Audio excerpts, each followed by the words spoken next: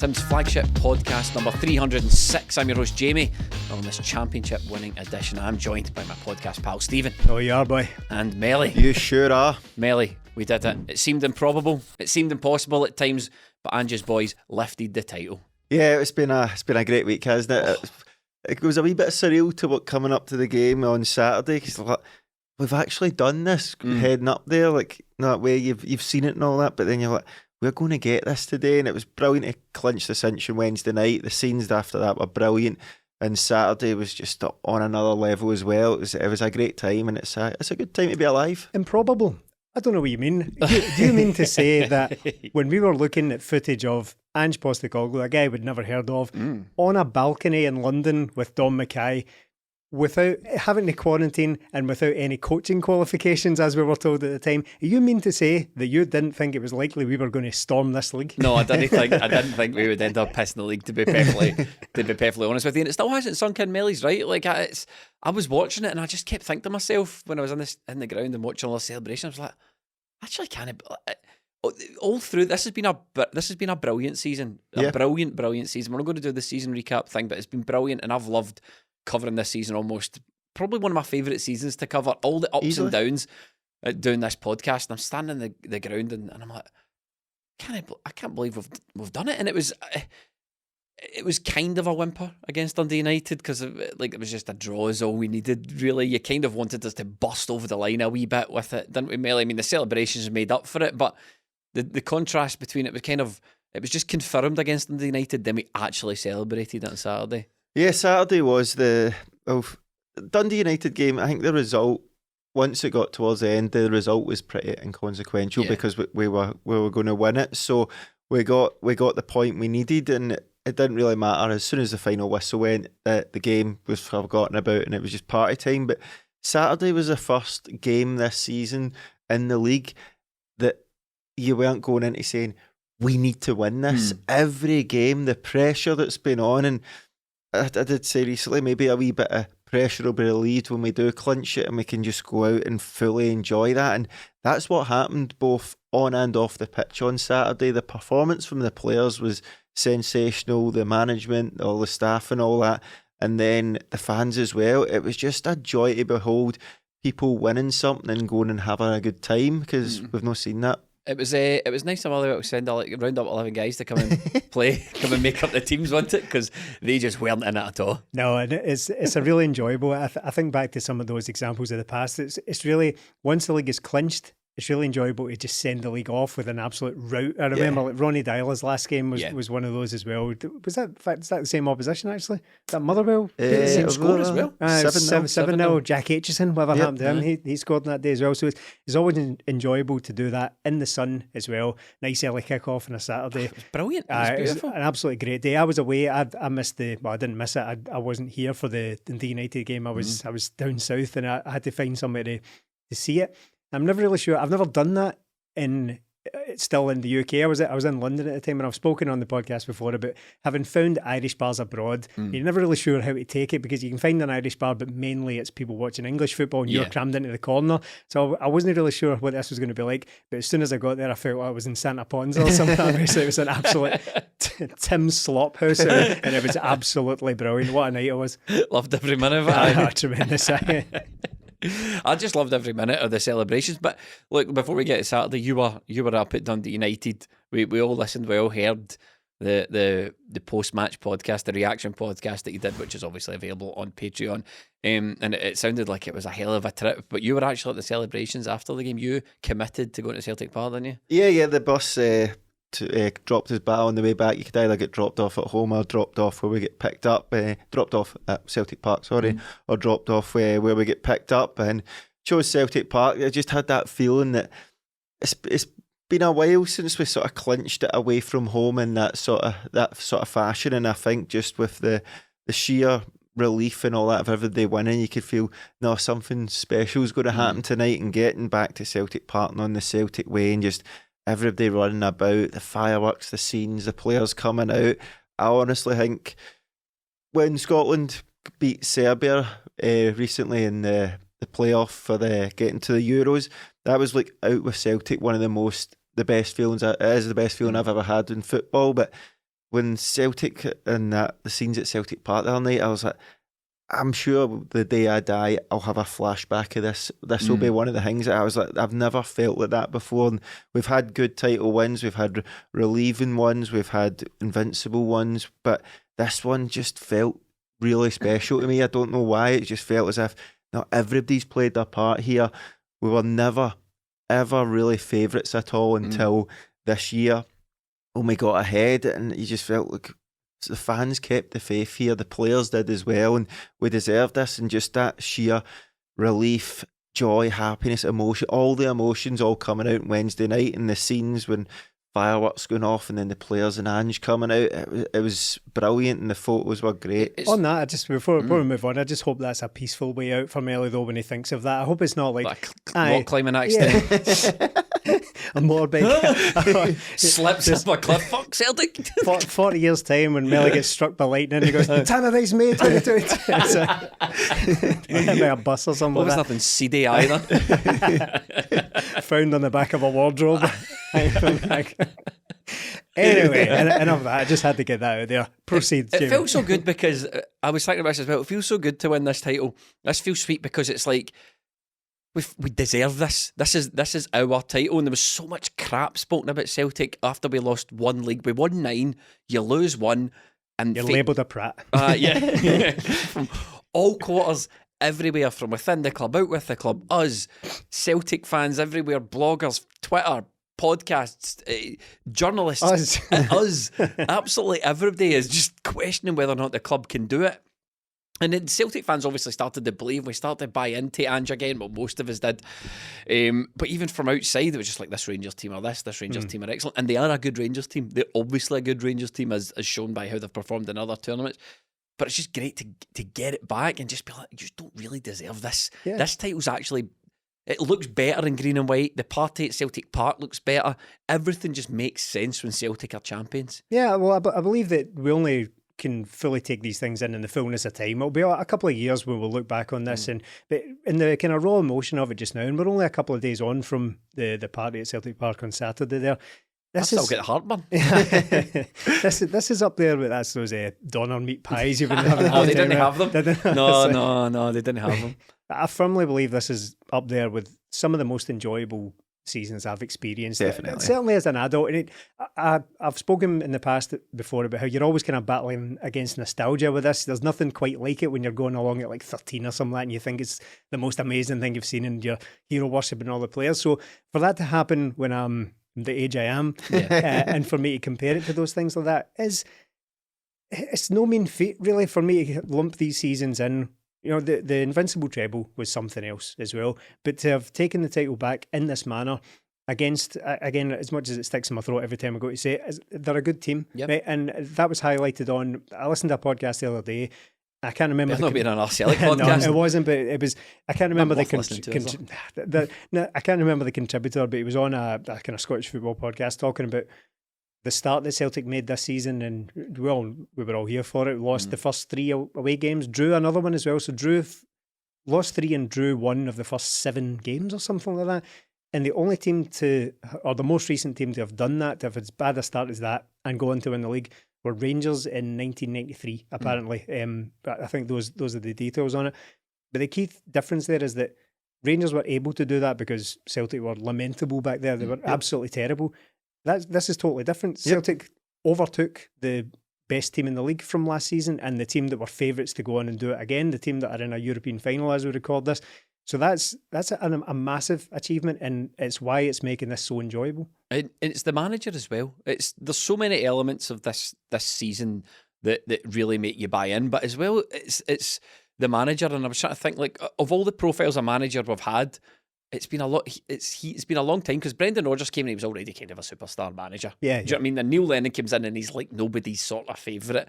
But I mean, immediately everyone's got Ange's back, and you're like, you want this guy to win the title. You want to do it for Ange. Yeah, I think even if he hadn't won the title, the way the season panned out, and the way he has with words as well. You're like, no, do you know what? Even if we fall short, we'll get there next season or very soon, because as you say, look, unbeaten last year. Rangers went through the campaign unbeaten, and they're in a final now. that's the last we'll say on them. But I've always just, I don't know if I've mentioned this in the podcast, but I've just been a Frankfurt fan for ages. They are my German team. The German team. Aye. so that shows you that what we're up against. We Celtic have won the league. Even the Invincible treble was tremendous, but we won that with 7 games to spare or something. It was an easy one, but this one, every time, like, we had to fight for every single point here. And when it was clinched and you're looking at it and you say, right, Ange Postecoglou, how did he create this? How did he do this? With his words, the culture he built up over the year. But when you look at the league table, we finished 4 points ahead when it was sealed. That's 2 last minute wins when we're down to 10 men up at Ross County and the one at Dundee United at Celtic Park. If Celtic don't scrape out those victories and never stop to the end, the whole complexion of this changes. And you felt at the time those were really important goals, because Ross County game was, we were struggling for players at that time, and then the Dundee United game was a couple of days before we played Rangers. So you're just looking at these pivotal moments and going, it makes a difference what this guy does and says and how he tells this team to go about it. And look, they get the rewards at the end of the game, and they got them at the end of the season. The day itself, Stephen, the match itself, Celtic were absolutely flying. Yeah, as I said, it's very enjoyable to finish off the season that way with one of the best performances of the season, one of the most enjoyable. Some of the football on display was absolutely brilliant. And I suppose the party atmosphere probably contributed to that. Yeah. It's probably quite easy to go out and express yourself in that kind of environment when you've already won the league. The final thing on the Dundee United game before we move on, my only disappointment with that was that sometimes when results like that happen, my only disappointment with it is that it kind of changes the way the history looks back on the league. We've seen it before. Even Martin O'Neill's first season was basically just a procession to the title. But then once the title was clinched, we started dropping points, started losing, and then that makes it look tighter than it actually was. So I thought, I don't want to draw the last couple of games of the season. That kind of makes it look as if it was under threat at any point. But no such worries on Saturday, of course. It's a turnaround as well for you last season. I mean, to go from 20 odd points behind to even 4 points, I would have settled for 3, but 6 obviously looks better. Aesthetically, it's more pleasing. But that massive turnaround in points, like, there's almost no excuse. This is one of the first leagues, I think, for a long time where both teams have went toe-to-toe. There is literally no excuse. Rangers can't say we weren't ready, or our manager wasn't in, or the players were playing rubbish players, or it was Pedro Caixinha.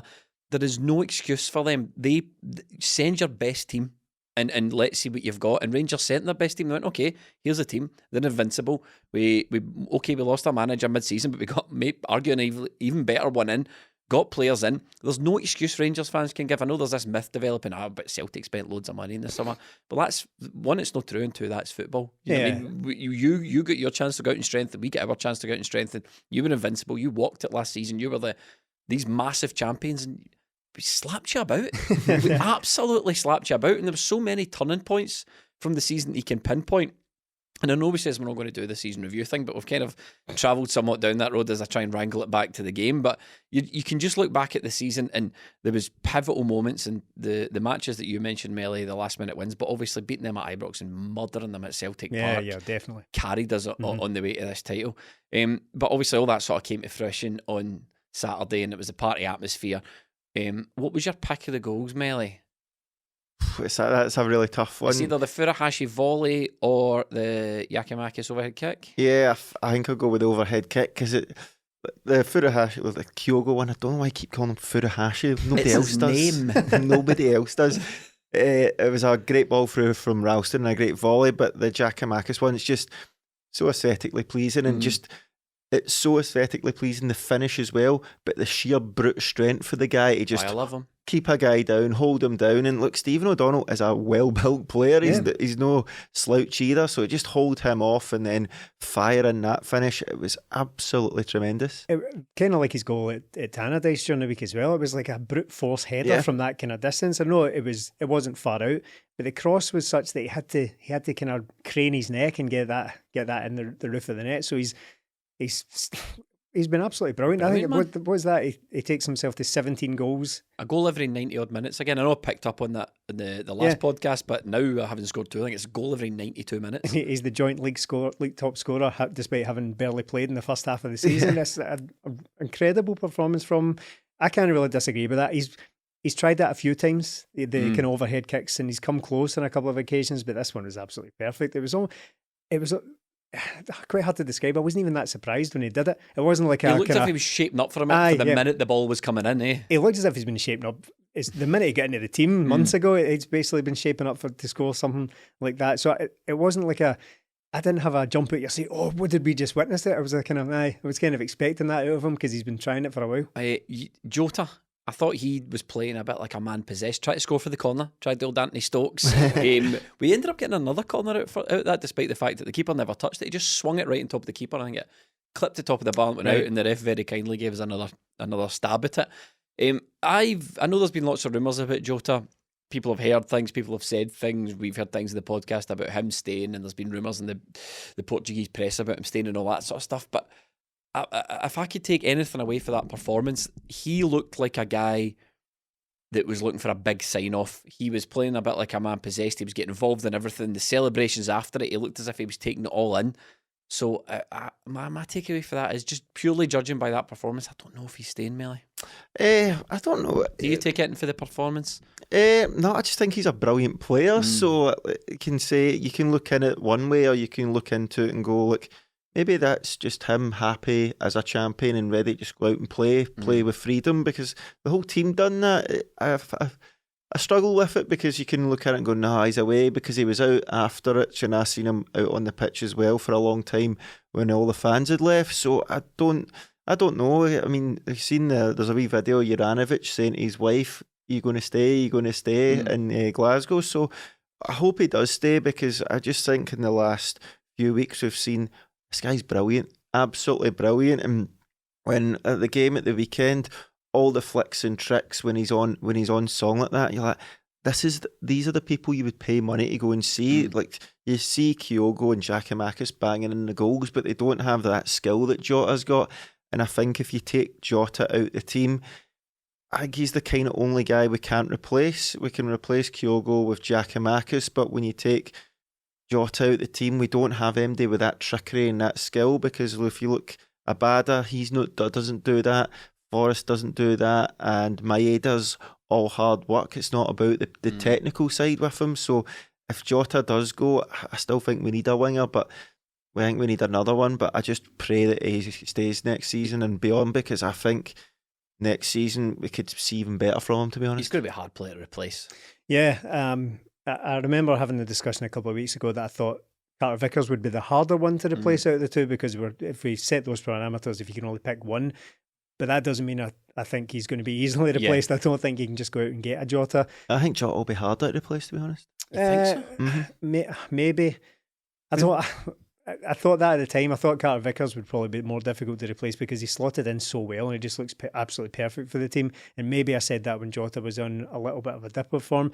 But when you see what he's truly capable of, it does give me that kind of extra pause for thought when considering that. Jota, if he is to go at this point, it's a good way to sign off. But I think, purely my own opinion, I'm basing this on nothing at all. I think if he was going to go, he would have made it fairly unambiguous. He would have made probably more of a song and dance about it. Kind of made it clear.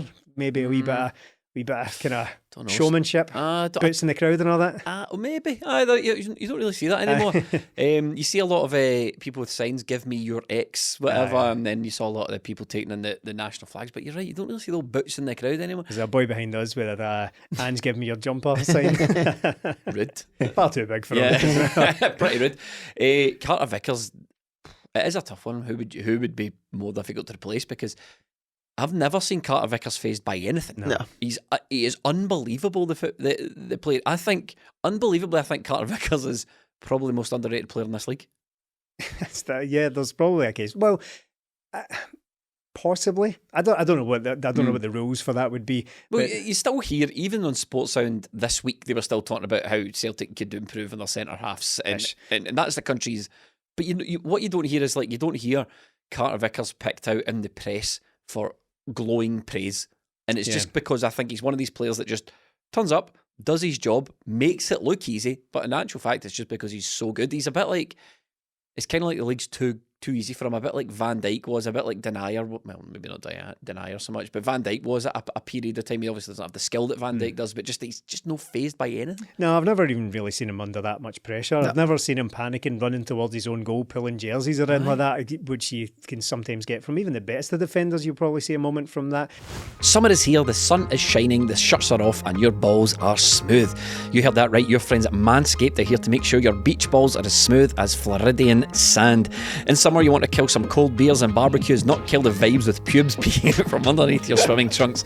That's why Manscaped has a Performance Package 4.0 to keep the party in your pants looking crisp and refreshing all summer long. Dive headfirst into summer by joining the 4 million men worldwide who trust Manscaped, and get ready for hot guy summer by going to manscaped.com/Tims for 20% off and free shipping. The Manscaped Performance Package 4.0 has everything you need to prepare that summer body. Inside this package, you'll find a lawnmower 4.0 trimmer, weed whacker, ear and nose hair trimmer, crop preserver ball deodorant, performance boxer briefs, and a travel bag to hold all your goodies. Stephen, what else could you possibly want? Well, you could explain exactly what that product is. The Lawnmower 4.0, that's just a ball sack trimmer. That's exactly what it is. From your podcast mates. And yeah, crack on. There's no other way to put it, Stephen. That's exactly what it is. It's just a ball sack trimmer from your podcast mates. And if you go to manscaped.com/Tims, you get 20% off with free shipping. This is the summer to turn your package into the full package with Manscaped. I do see that argument a lot, and I'm kind of tired of it now. I'm sick of the examining Celtic players with the he could be easily replaced stuff. Because of course they could, right? Kyogo could be improved upon, but it would take Haaland or something like that. Yeah. Do you know what I mean? Yeah. Like you could basically improve any player in the world. It's just that it's quite when you're playing fantasy football with no budgets and you're just picking players out of Y-Scout, you can say, oh, there's a guy in the Israeli league, but go buy him instead. It's such a facile, just hollow argument as well to try and do down anyone's achievements this season by saying, oh, there's better players in the world. Okay. Big thumbs up to that. But I've thoroughly enjoyed watching the guy play. So no, I've not really got much more to add to the Carter Vickers thing other than he's been absolutely phenomenal. And I hope both of them stay. Yeah. I don't know whether it's realistic that both of them will stay.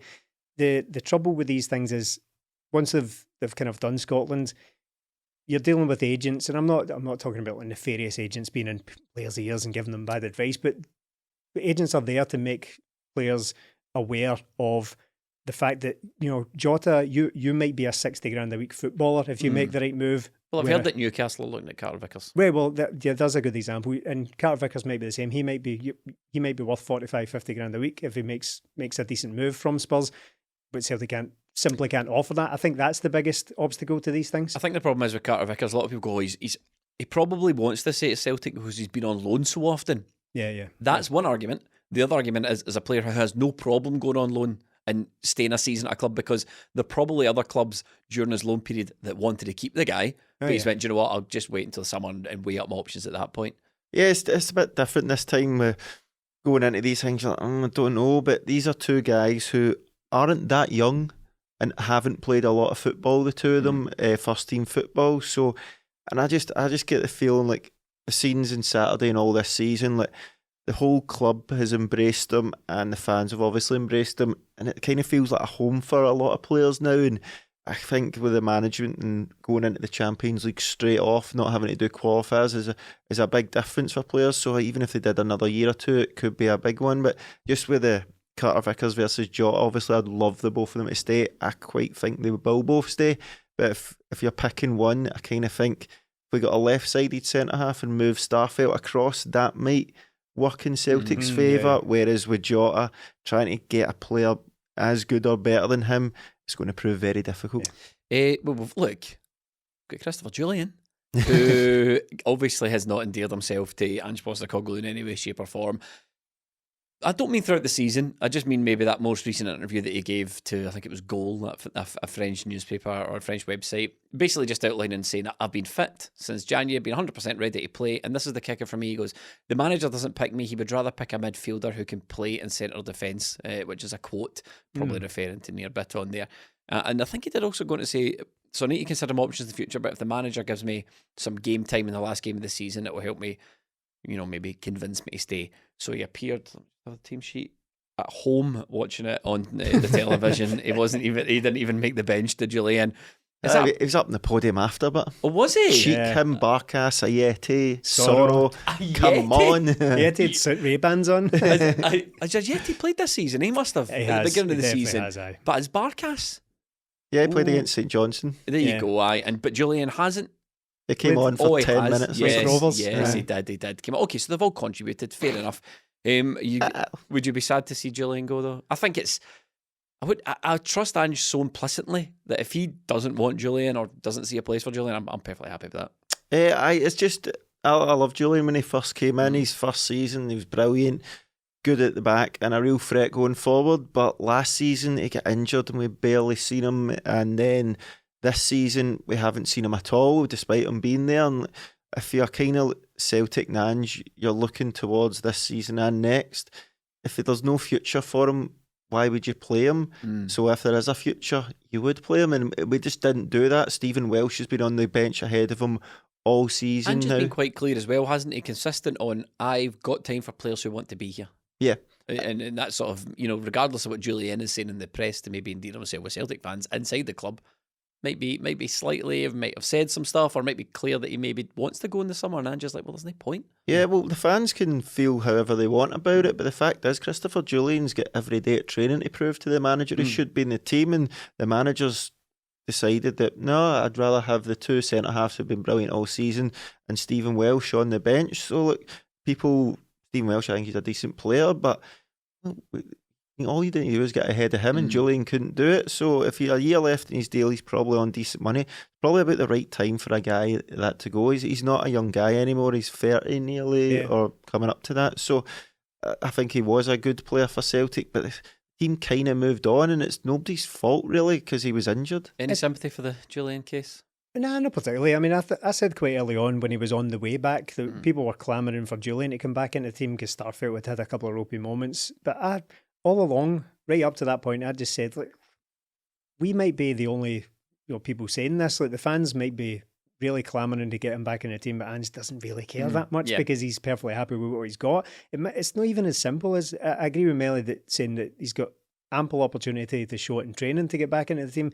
But even at that, it's not even as simple as that either, because it's pretty much a closed door to him because of the form of the two guys ahead of him. It's kind of like, it's not to the same extent, but you could have the best backup goalkeeper in the world doing it in training, saving penalties left and right in training. But if the guy in front of you is better, you're never going to get on the pitch. To a lesser extent than goalkeeping, because that's very specialised. But I can't think of a single reason to break up the partnership of Starfelt and Carter Vickers. I know people aren't as adamant on that as me or some of the people in this room talking about the centre halves. They're not as keen on Starfelt as I or we have been. But even if you accept that, I still can't think of any reason to break them up because of the form of them, how few goals they've conceded, how little trouble they've been under. I don't really think there's any reason to just. But Julian was brilliant 2 seasons ago. He scored against Lazio. That's not a good reason to get back into the team. That's in the past, and that you can't take that away from him. He's keeping that. He's taking that home with him. But that's no reason to get back into the team. And Neil Lennon rotated his centre halves and chopped and changed, and look how well that worked out for him. You know what I mean? It's not something that many managers tend to. Look, we need to discuss it. I was nearly greeting when Tom Rogic gets subbed when he burst out crying. I was like, you think you're ready for it, don't you? You think you're ready. It's come as quite a surprise to me. I think Tom Rogic is just one of these players who he's contributed so much to Celtic, and you just never thought he'd go. There's no reason not to think he would go. He's obviously born here. He's from Australia, and he's got a family now and all that sort of stuff, and he'll want to do other things with his career. But just when he posted that thing on Instagram the night before, I was like, hold on a minute, what's going on? And then the next day it announces he's going. You're like, fucking. It was a Sorian. It's been a while since a player's announced that he's leaving, that you go, fuck, that's an absolute gutter. Yeah, I wasn't too surprised by the post. I think I woke up on Friday morning and get told about it, but then the longer the day went on, and you're just thinking about him, and I always say it, like, the guy's highlight reel is up there with Thompson, Sutton, any guy you could think Celtic of. Posted a sort of highlights / goodbye video, and I needed 2 separate boxes of hankies. What, for crying or something else? No, that's why I had 2.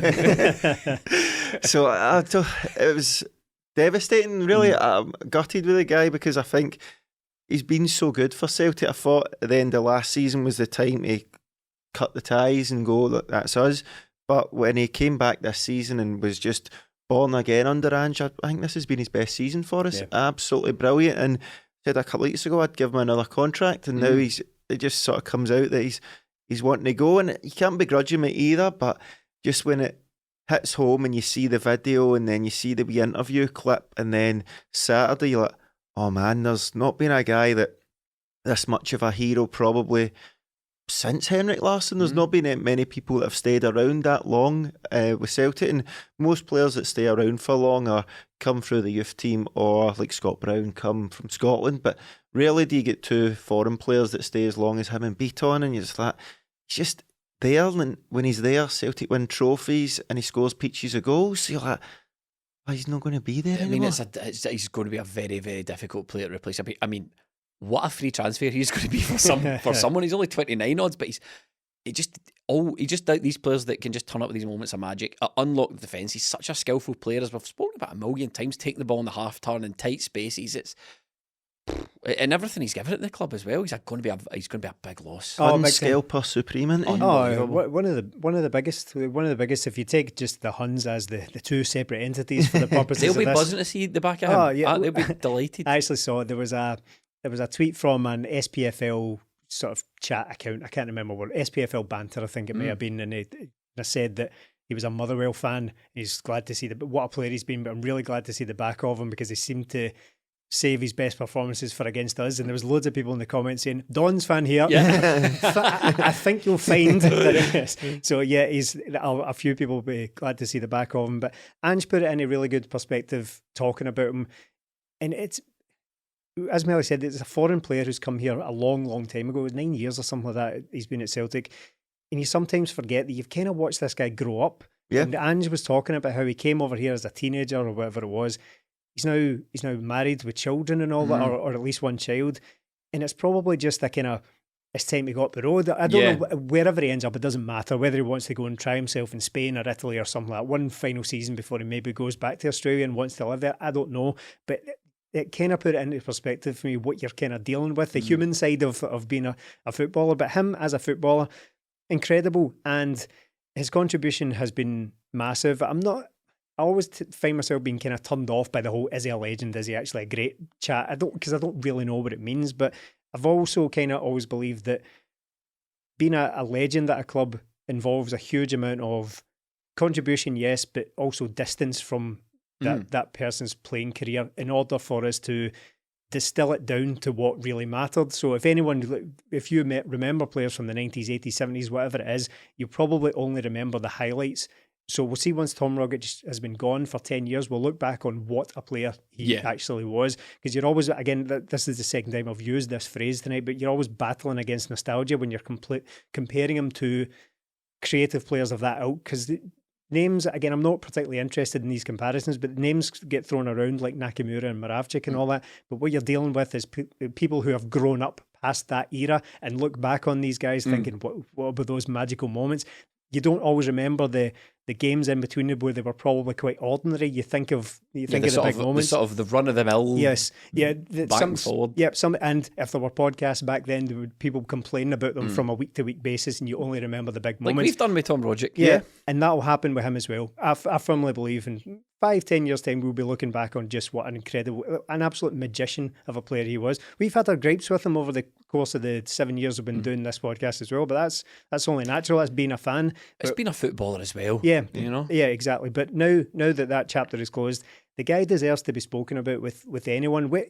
Even if it's in the same sentence as some of the names I've just mentioned, even if you don't agree with it, the debate can happen, the argument can happen, even if he loses it, in my opinion. I think he's been an absolutely tremendous player for Celtic. I would say legend. I would say that, because when Stephen was rhyming off all those guys, whether it be Nakamura, Moravcik, even guys like Thompson, Hartson, Lennon as a player, Rogic was there longer than all of them, won more trophies than all of them, scored bigger goals than most of them as well. So you're thinking, like, guy has to go down there. The only thing that maybe doesn't go against him, but it just sort of hit home this week as well, is how little we've heard of Tom Rogic over the 9 years. It was even Beaton as well, barely heard him speak as well when coming up with all the interviews. So to see him and then see with that wee clip of the interview, and then I was lucky enough to speak to him after the game on Saturday, and the guy could hardly get his words out because he was that emotional, and seeing him walk off, and you go, maybe you kind of sometimes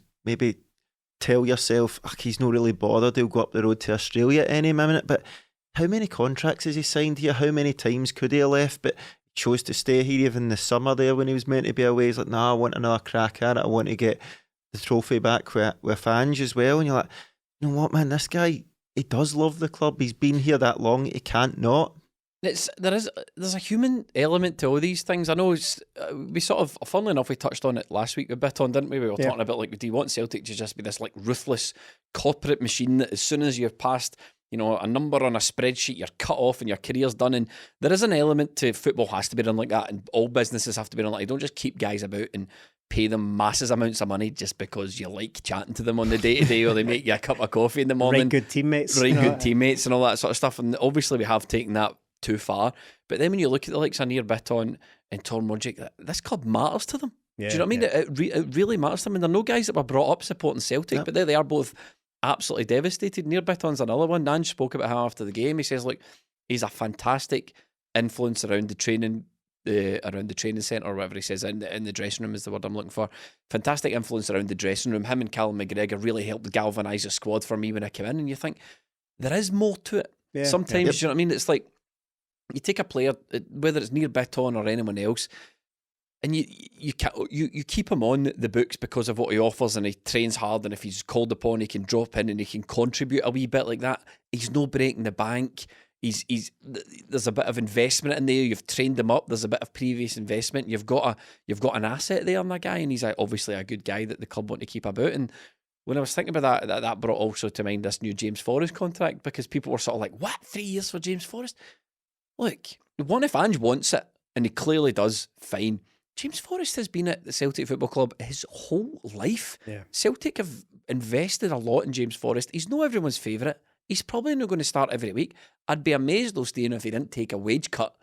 And Ange is obviously like, look, James's contract's running up. There's people within the club obviously want, but I'm sure Ange has got final word on it. And he feels like that's a guy that can contribute. He can drop in. He can come in and out for us. Then I don't really have a huge amount of issue with James Forrest getting a couple of years. Jamie, this is supposed to be a party. Right. Do not ask questions to which you do not want the answers.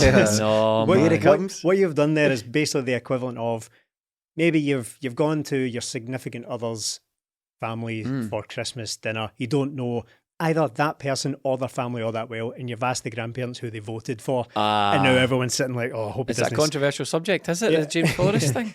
Get him out, Sharon. I wouldn't go that far, but I think I was shocked by the 3-year thing. I think they worded it slightly wrongly. I think he already had a year and they've extended it by 2. Right, okay. But the tweet said a further 3 years, and everyone thought, so 4 years, 4 more years of James Forrest. My first reaction was, I'm actually now more comfortable knowing that. Right, okay. Because I did have my reservations about it, but now I'm more comfortable knowing that. I do. My first reaction was that I do think it was silly handing out a contract like that, and I've seen all the arguments for it, and I've listened to you. I've heard all your arguments. Is that what you're going with that? I don't like a single one of them. See, what I'm eventually going to do is I'm probably going to come around to what you've just said there. It's not that big a deal, but if we are going to examine it on the kind of footballing side of things, I think it is a bit mental, to be honest. Now, I've seen the arguments that, you need a homegrown player for Europe next season, but he's already contracted for next season. Why do you need him for a further 3 years to tick that box? Does the near bit on the sort of peek behind the curtain about changing rooms and personalities and all that, does that play into it? Yeah, I think so. I'm sure it does. Maybe it does, because people say that it'll be great for like a young winger to learn from James Forrest. Why is it not done Mikey Johnston any good? Because everyone also, if the people who defend James Forrest will also say Mikey Johnston's a total fraud and not good enough. So why is it not It's not necessarily James Forrest's fault that Mikey Johnston hasn't kicked. I know you're being facetious. It's a facetious example. You know what I mean. I know it is important, but if I was to throw that back, people would be like, not him, somebody else. As long as he doesn't block any pathways. Do you know what I mean? If say Jota leaves and their first 2 choices become Abadan Forrest or whatever on that, so you think to yourself, or Forrest naturally just returns to first choice and is you're like, nah, this is not what we're looking for. We need James Forrest needs to be the supporting actor. He's not Denzel. Yeah, exactly. So I'll let you come in a wee second, Mel. I'm gonna let you finish. I'm gonna let Mel go in. This requires of me to have a lot of faith in what Celtic are doing and where they're going, and that does work because I do have a lot of faith in what Ange Postecoglou has brought to the club and his beliefs. What kind of gives me a little bit of hesitancy when there's a little bit of reticence is that Celtic are quite bad at phasing players out of teams and have been in the very recent past. Scott Brown was, nobody's going to like me saying this, but he was terrible last season, and the only reason he was still playing was because he was given a silly contract at 34 because of 10 in a row and all that kind of stuff, right? We've gone down that road before. We played Scott Brown every single week until he was 30 games from full retirement because he played 30 games for Aberdeen and has since retired. So there was no phasing out there. What I can imagine is James Forrest playing far too much in seasons to come. Yeah. But that hasn't happened. I'm simply trying to explain my reaction. Well, you're not making this out of thin air. As you said, you know what I mean? There's reasons, as you've laid out, to be sceptical. And I've got to admit, they do play into my thinking a wee bit as well. I'm like, I hope it's not just going to be like, oh, we need to get him tied down because we don't know if we're going to keep Joe. Or you just don't want to block any pathways. But at the same time, I have sympathy now for the intangibles of a player that perhaps don't come on a spreadsheet and they help build, camaraderie in the dressing room and all these things that we speak about, Joe Hart and all that. James Forrest is another one that's like, Rogic, you don't really hear an awful lot about James Forrest. You don't really know what he's like in the dressing room. And just for me, Melly, it boils down to if Ange clearly thinks he can contribute, if Ange is happy, then I'm happy to keep James Forrest on. That being said, excuse me, I would just be happy with the extra year.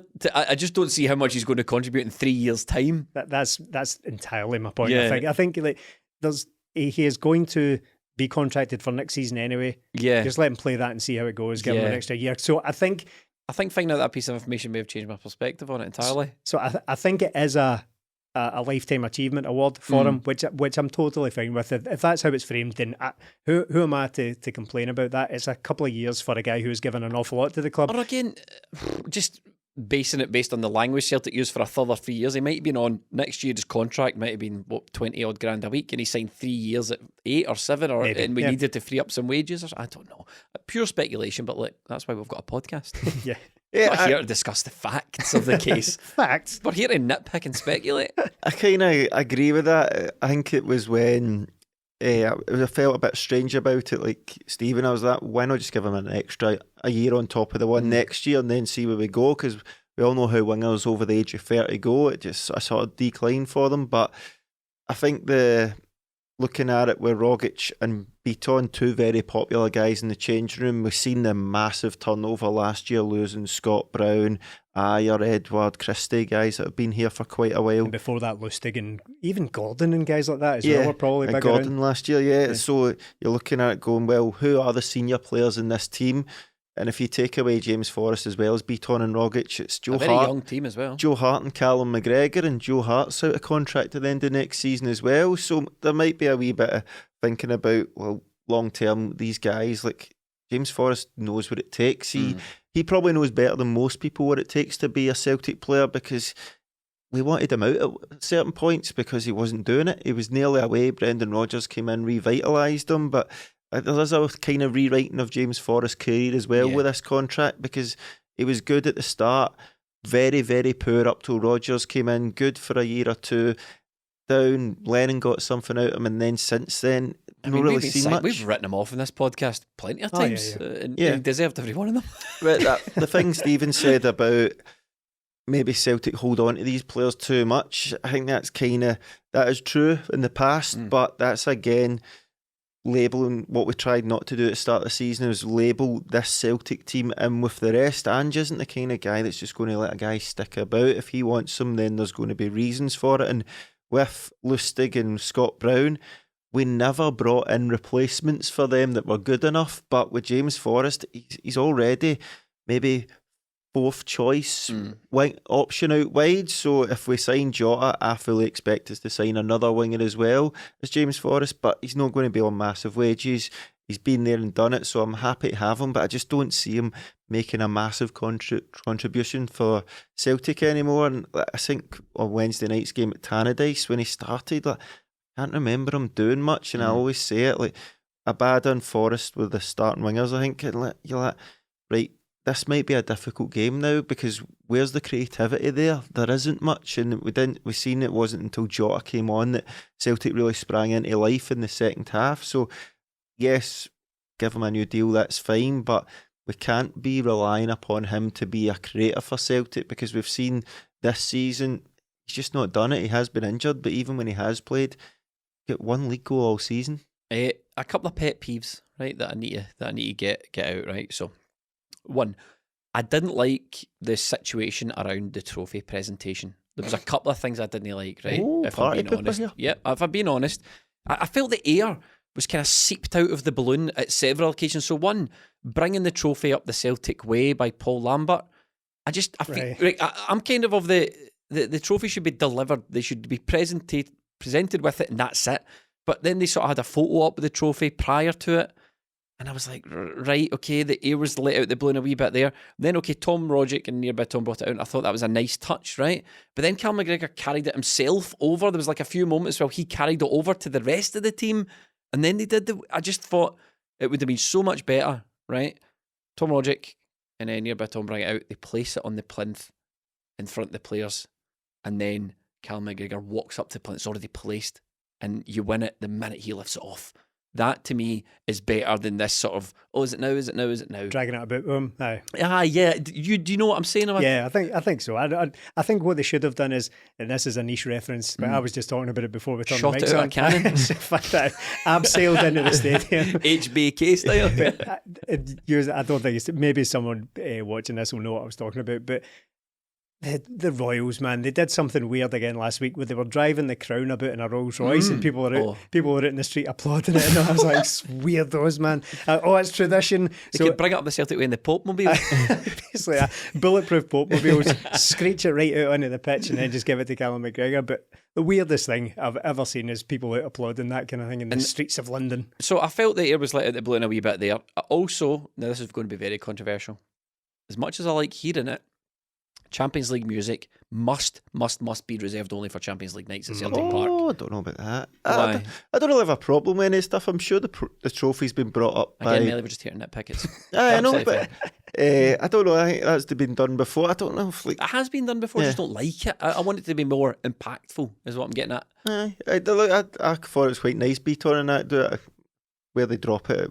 It wasn't really a bother to me. I wasn't really thinking about it. So you've basically got no opinion on what you said. You're fine with it all. But the Champions League music, I think, because we've never been able to do that before. Never have we won the league in the whole 9 in a row where we've went straight in there. So just to remind you that that's coming back to Celtic Park, because it has been, this will be like the 5th year coming up since we were last in it. And you're like, this is why you work this hard to get this reward. I had no problem with that. I thought it was brilliant when they played that. I enjoyed it, but I just thought it reminds was you what's coming. It's a wee teaser trailer. Was that like a wee YouTube teaser trailer for a forthcoming film? Really? No, it was no. It was cheap. It was a cheap laugh for me. Right, that's that one ticked. Next, what was the next? Cal McGregor's not very good at speaking from the heart. I love Cal McGregor, brilliant player, but he's media trained within an inch of his life. That's where I have sympathy, because I think footballers are all like that nowadays. I think when that's not necessarily a criticism. Maybe he just doesn't want to. Maybe he doesn't feel comfortable. Just public speaking is a difficult thing, as we're going to find out. It becomes a meme when players actually do say what they think and what they feel. Do you remember Charlie Austin a couple of years ago? It's a joke. It's a joke. He went on. It was like one of these. It was either on Sky Sports or something. He's like got the adverts behind him, and he's been interviewed, and he just went absolutely off on one about the ref, and all of a sudden people were cutting it to park life and all that, and he was on this like cockney rant. So whenever someone does stick their head out there, put their necks on the line and actually tells you what they feel, people ridicule it. Well, maybe, or what happens is I've found with Ange is, and I do love Ange speaking from the heart, but I feel like every time a journalist in front of him do the thing where you speak for the heart. They're like trying to prod an emotional response at the guy. Ange must be like, your dad, mention your dad. I know. He must be like, bloody hell, man. So maybe McGregor's like, I'm not falling into that trap. If I'm boring, people won't ask me to do this very often. Aye. What did you make of the celebrations as a whole? Oh, final pet peeve, stop letting your kids run on the park. Aye. Come on, it's for the players. It's And Land Down Under too. Ange's walkout music. Yes, men at work come from a land down under. Can't I believe they played the Celtic manager dirty like that? Unbelievable. But those are minor peeves. You've been on for about 5 minutes here. All right, okay, well, I'm allowed. What are you moaning about? Kids, fans from the stadium running onto the pitch? Yeah, just people letting their kids run onto the park. I just feel like that's no. I thought you were talking about Joe Hart's kids and all that. I get off, you're ruining the occasion. Remember that there used to be people like we don't want the players' families on the pitch. There was an argument that when that first started, people were against that. No, I'm talking about punters for the crowd lifting wee Jaden onto the park, and then he's just getting tackled by stewards. Sorry, you've just reminded me. I saw a steward take a boot at one. There was a kid running behind the goal. It was a guy that landed behind Martin O'Neill. Have you seen it for Sky's perspective? No, it's brilliant, man. They're filming, they're videoing Martin O'Neill and Petrov and all that. This guy runs by, clips the back of his heel. That must have been a different one because it was the other end. It was the other end of the pitch. I saw somebody take a big 2-footed lunge and the kid just sort of ducked through it and kept running. Brilliant, man. There's some dodging going about on Saturday. I really enjoyed. I don't think the stewards at Celtic Park go through any sort of agility training. You know what I mean? Like toddlers are just running away for these guys. Get a sports scientist for them. He's the fastest kid in the world. It's like that from Superman. He's the fastest boy alive. It's a shame, man. But I thought the celebrations were brilliant. I thought it's better letting the players all go round and having their families as well. But it was just brilliant because it does feel like a long time because last season we didn't have it. Obviously, in the season before we didn't get to have the party when we won the league. So it was just great to see that the sun was out. Everybody just felt. Plus, it was a Saturday as well, which is quite unusual. So you've got the early kick-off on the Saturday, and then you've got all day, and just the celebrations there were class. Getting it, and because it was a kind of happy farewell as well. Rogic spoke about it as well when he said, look, some players, I think he was talking about Scott Brown, are here and they don't get a farewell, but he felt it was like a fairy tale ending. You're like, do you know what? That's fair enough, man. The guys earned this, and look, the players have earned it, and so have the fans as well, because that was tough at the start of the season, but most of us, everybody stuck by it, and the longer it's went on, everybody's just been right behind the team, and you see that in the performances as well. Sometimes you feel like the fans drag them over the line, and we've done that in some games today. So it was just that sheer emotion of everything that's happened this season over the last couple of years, where you go, got it back, we've got the club back, we've got the trophy back, and it's a new thing for Celtic as well. I think the Callum McGregor thing with him lifting the trophy, and he said, I've got my baby back. Like, he's grown up just winning trophies for Celtic. It doesn't happen once, and then he goes, no, this isn't how it should be. And it just feels like everything's sort of new for Celtic. It's a new team, new management. It's just brilliant to watch, because you get celebrations sometimes and you go, and maybe some of the 9 in a row ones, you maybe took them for granted a bit because the wins were easy and you're kind of used to it. But with this one, you had the harsh reminder last year, then you had the absolute grind to win this one, and you're just like, this is tremendous. This is the way it should be. And the scenes inside the stadium are brilliant. And if you walked into town after it, it was even better, man. It's a good point on just to drag us back to Rogic for a minute. It's a good point you make on the send-off sort of thing. And even taking that aside, it's just what a way to go out it is as well. Like, to go out on a win like that, to win a double and get back into the Champions League. I know the argument could be made, but you stay to get back into the Champions League. But there's always something. Yeah. What a perfect way to end. Then you don't win next year and you go again. Exactly. So to get out of that kind of hamster wheel of trying to go out at the best time possible, Scott Brown, you're right, didn't get the opportunity to do that. And it's just a perfect way to go out, to just get that league back after the lull of the defeat as well. Because we spoke numerous times about certain players coming to the club, and see if you're winning treble after treble, you're making it very easy for players to probably consider themselves to have completed Scottish football. Right, well, let's get out of here, there's nothing left to do. But to have won the 9 in a row and suffered that humiliating loss, and to stick around for one last dance, one last ride, to actually win it, that's perfect. It's just, as sad as I am to see Rogic in particular go, it's probably time. It's probably a great closing chapter for him. 10 in a row with fans in the stadium. That's it. Back on top, baby. And that is all for this episode of 20 Minute Tims. We have one more flagship podcast for the season. Obviously, the Patreon content continues. That flagship podcast is live next Friday at Drygate. It's sold out if you've got a ticket. Sold out Drygate, eh? Yeah, I know. If you've got a ticket, we're really looking forward to seeing you there. Our first ever live show, and we'll hang about for a wee while after it and say hello and get a drink and all that sort of stuff. But thank you to everyone who watches us and supports us throughout the season. Thanks especially to those who support us on Patreon, because honestly, it's been brilliant. How brilliant has it been? It's covering Celtic this season, all the Patreon stuff. Next season, we've got the Champions League. It's going to be sensational. And we'll be back bigger and better next time around. Because we never stop recording podcasts. Thanks for watching and listening.